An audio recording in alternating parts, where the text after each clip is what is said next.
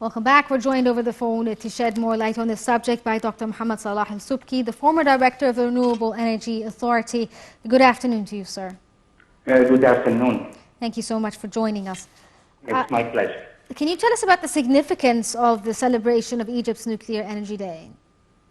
It's definitely, it was a long road until we reached this day. We started by a number of years ago by conducting extensive research in the area of utilizing nuclear energy in a number of directions for the production of electricity. This is one thing, as well as utilize it in some medical activities as well as agricultural activities. So we have came a long way until we reach this day today.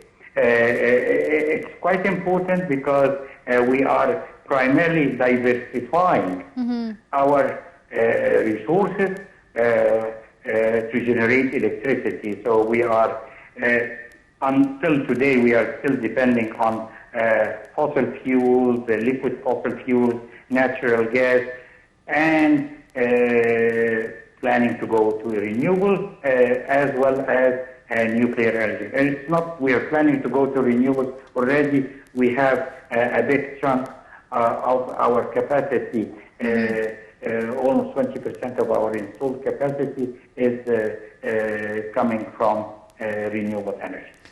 The state plans to build 4 nuclear reactors at the Daba nuclear power plant site, and the capacity is intended to be 1,200 megawatts for each reactor. Do you think this is going to fulfill a large quantity of the energy needs of Egypt? And when can we see this project complete? Yes, it will fulfill a part of our needs, and actually our needs, future needs, will expand more and more once we have our interconnection with Europe. We have existing interconnections now around the Mediterranean, between Egypt and Libya, between Egypt and Jordan, and that this interconnection, or we say the ring interconnection around the Mediterranean, that is more or less functioning.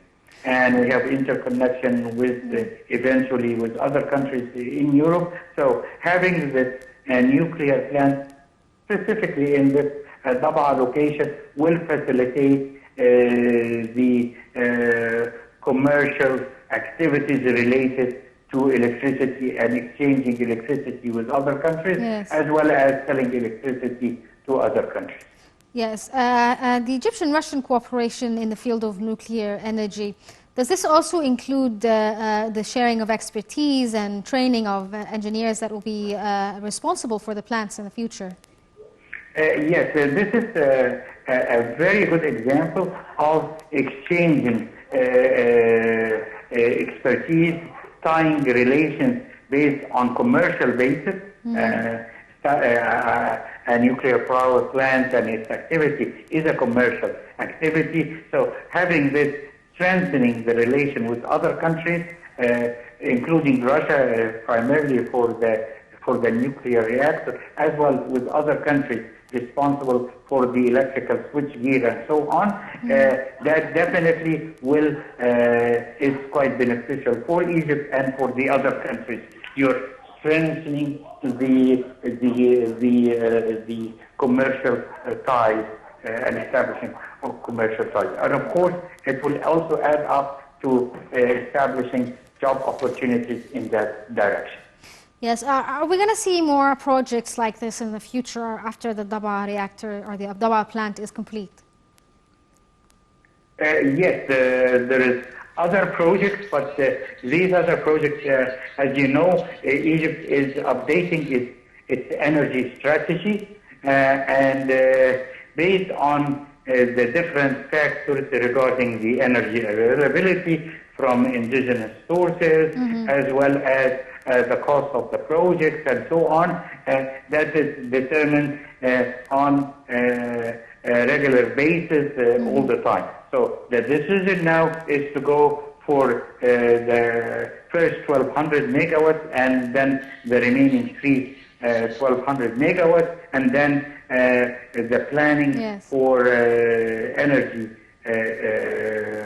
energy generation will develop further on. Especially now in the market, there is other potential sources which might gain